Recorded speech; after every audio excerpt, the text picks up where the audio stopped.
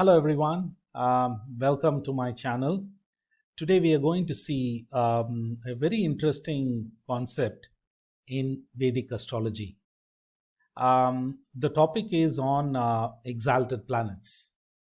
Planets, when they are in its exalted position, is considered to be in a position of strength.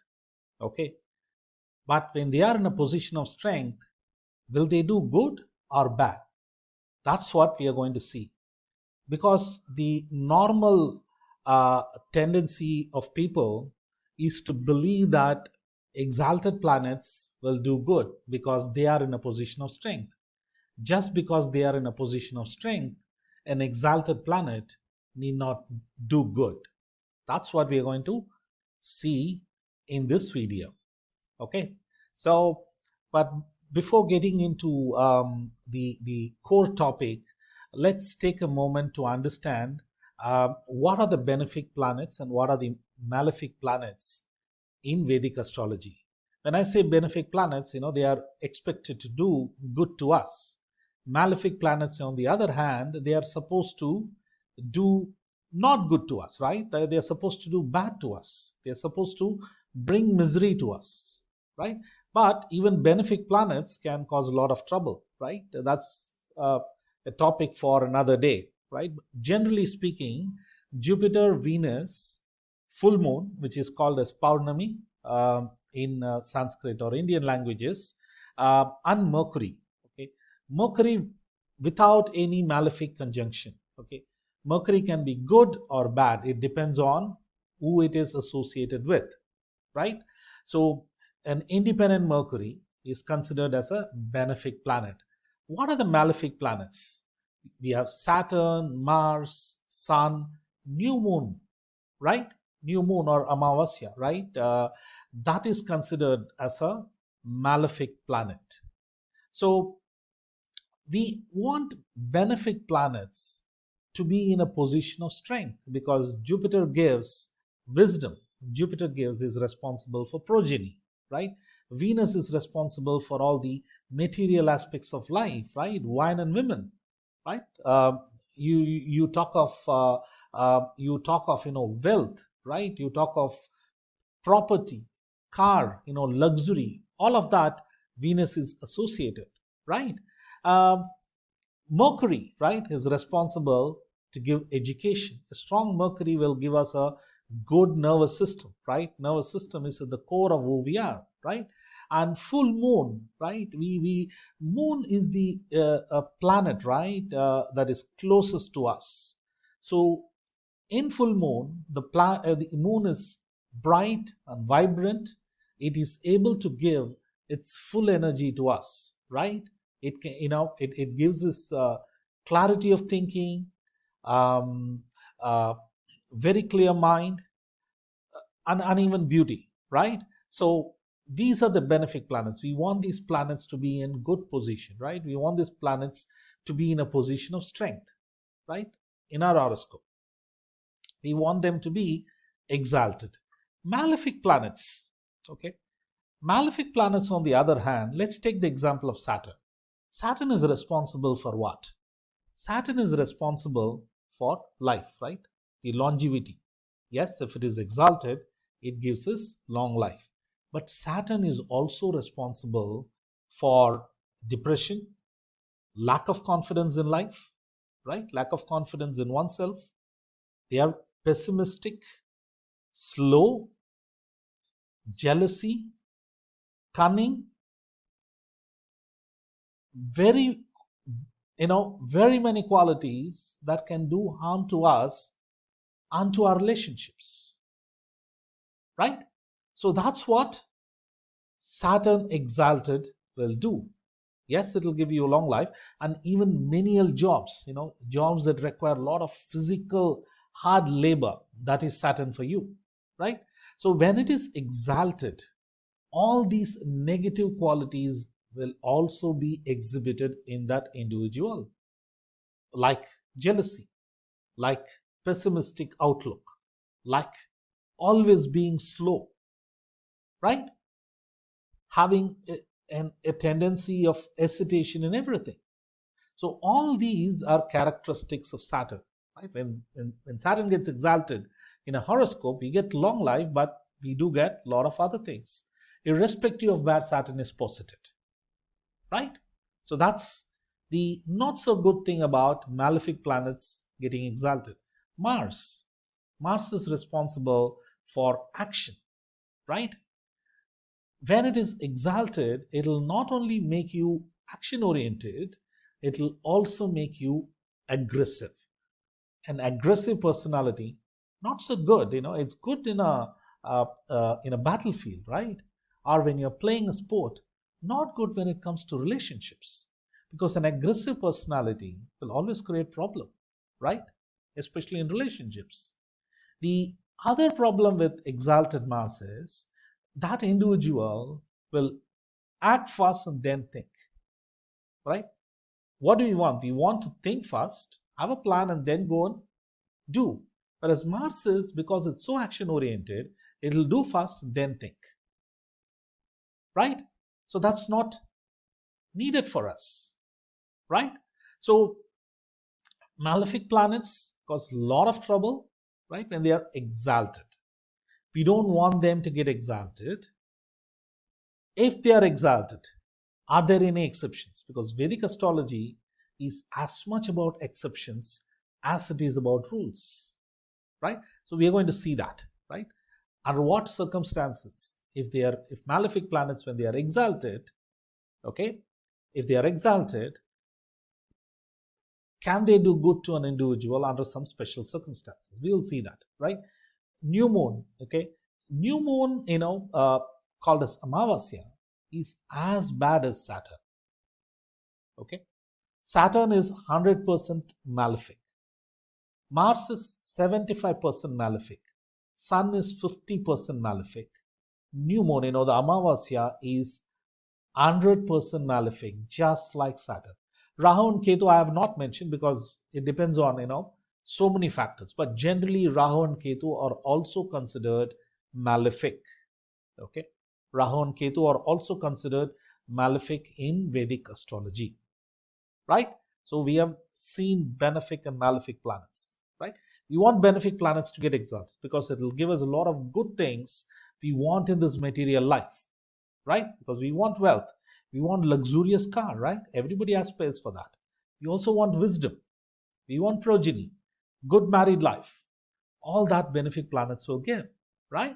So I'm going to focus more on the malefic planets because benefic planets, when they're exalted, they generally do good, right? Malefic planets, the problem is with the exaltation of malefic planets, right? So we will take examples and then see. And as I said, Mercury, if it has got a malefic conjunction, Mercury is with Saturn, Mercury will behave like Saturn, right? Or rather, Mercury will be unduly influenced by Saturn. We don't want that, right? So Mercury is not Saturn. Please understand that. We say that Rahu is like Saturn, Ketu is like Mars. We don't say that for Mercury, but Mercury, when it is with Saturn, right, it is influenced by Saturn a lot, right? And the malefic aspects tend to get manifested, right? So let's see some examples.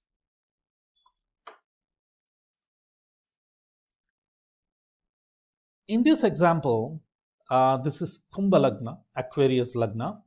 Saturn is exalted. Saturn is exalted in Libra. Okay, ninth house. Saturn is exalted. Say that Saturn is exalted, which is good, right? But if you really see this individual will have a very tough relationship with his father because Saturn is exalted in the ninth house. Ninth house is the house of father. In that, Saturn will bestow this individual with long life. That is good, but it will also make the individual jealous, pessimistic. Okay, is generally slow in life, right? Things come to this individual, very late in life, right? So all the negative qualities of Saturn will also be amplified because of its exaltation. How can this negative impact of this exaltation is minimized, right? Enter Jupiter and the scene changes. The negative qualities that we associate with Saturn, jealousy, being slow on everything, cunningness, pessimistic outlook, thinking too much, which makes it slow on everything, right? You think of all the negative things that can happen, right? So all these are negative aspects of Saturn. We don't want these things in our life. So when Jupiter is associated, right, Saturn behaves in a very positive manner that is needed for material aspects of life, right? Or for that matter, even a good spiritual life, right? What are those positive qualities that we are talking about, right? Grit. Grit is now associated with successful individuals. That's what the world of psychology says. What is grit? It is perseverance in the face of adversity, right? Life is a marathon race, right? It's not a sprint. Even in the best of horoscopes, there are bound to be difficulties. So, how do you manage those difficult time periods in life? That's what a positive Saturn is all about, right? That's grit, right? Then you have matured outlook, right? Saturn makes you mature. You don't indulge in jealousy and cunningness. Rather, you bring your matured outlook, into any discussion, into different aspects of life, right? And have a positive outlook. So that is the impact Jupiter makes on Saturn. Okay. I want to highlight though that in the case of Saturn's, conjunction, it's in the same house, or in the seventh house, right? If from Saturn. If Jupiter is either with Saturn or in the seventh house to Saturn, Jupiter is negatively influenced by Saturn. Please understand that. Here, in the case of fifth and ninth aspects, Jupiter merely aspects Saturn. Jupiter gives away some of its good qualities to Saturn, but whereas here Jupiter gets spoiled, in this relationship, right? So please keep this in mind. Saturn gains and Jupiter loses. So for this individual, right, Saturn Dasha will be good and Jupiter Dasha will be average, right? So this is also something, right, you need to keep in mind. Are you getting it? So Saturn's negative qualities, either go away or get reduced significantly if it is positively aspected by planets, right? The benefits, like Jupiter. Just like Jupiter, Venus, and full moon both can help Saturn shed its negative qualities, right? And help Saturn realize its true potential. I want to emphasize here that full moon is as benefic as Jupiter, and through its seventh aspect, it greatly reduces Saturn's negative characteristics. In addition to its seventh aspect, full moon casts its aspect on sixth and eighth house from itself also. Sixth house and eighth house. So even if Saturn were placed in Capricorn or in Virgo, Saturn will still get the benefit of the full moon's aspect.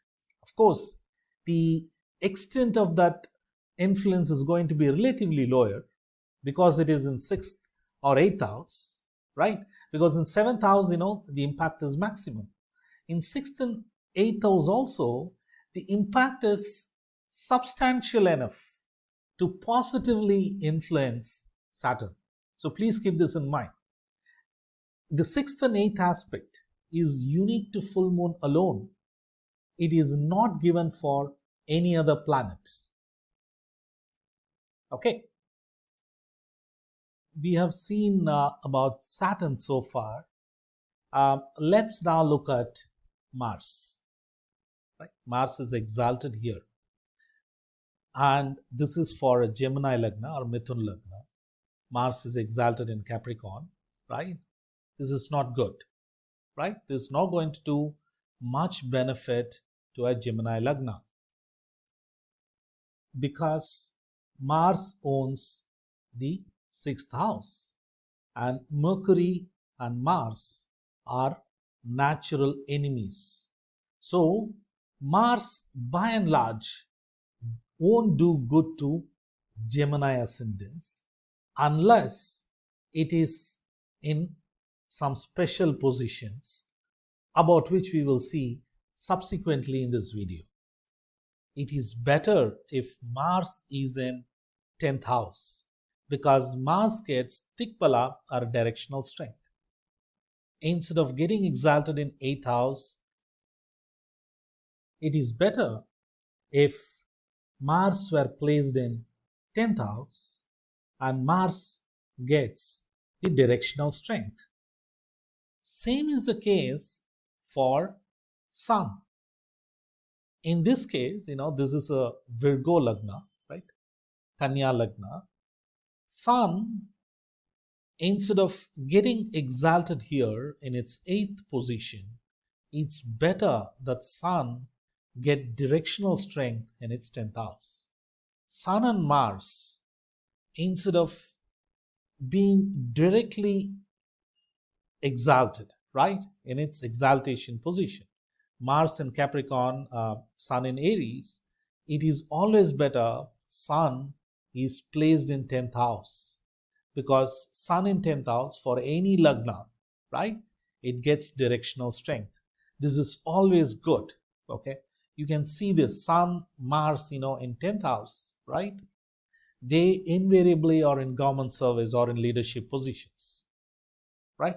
They are, in the case of Mars, it is being in armed services, a police force, and stuff like that, right? Sun in 10th house, leadership position, right?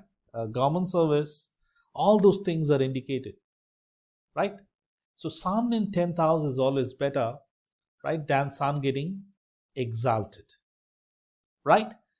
See here, in this case, this Dikpala directional strength is an indirect way of a planet, a malefic planet, getting the exalted benefit. It's an indirect way, right? An exaltation is a direct way of getting the the strength, right? Dikpala is an indirect strength, right? In the case of malefics like Saturn, Mars, Sun, it's better they get the indirect strength rather than the direct strength. If they get the direct strength, they must be aspected by benefics. They must be seen by benefics. Else, they must get this indirect strength of Digbala. That's when these malefic planets will do good to an individual. Please keep this in mind. Malefic planets, direct exaltation is not of much help. They must either be aspected, they must be aspected by benefics if there is direct exaltation strength, right? Alternatively, the malefic planets can be in 10th house, right? Like in the case of Sun and Mars. It gets directional strength of Digbala, right? We talked about Mars and the Sun, right? How the two malefic planets can get the indirect strength. How can Saturn get indirect strength, right? By being in the 6th house. Instead of getting exalted, by being in 6th house, right, Saturn will adversely impact the 6th house characteristics of enemies, quarrels, diseases. All these things are good, right? We don't want our enemies to be stronger than us. So Saturn, by being in 6th house, will do good to the individual, right? Rather than being in its position of exaltation, right? So that's what I wanted to cover in today's video on whether exalted planets will do good or bad to an individual. Thank you.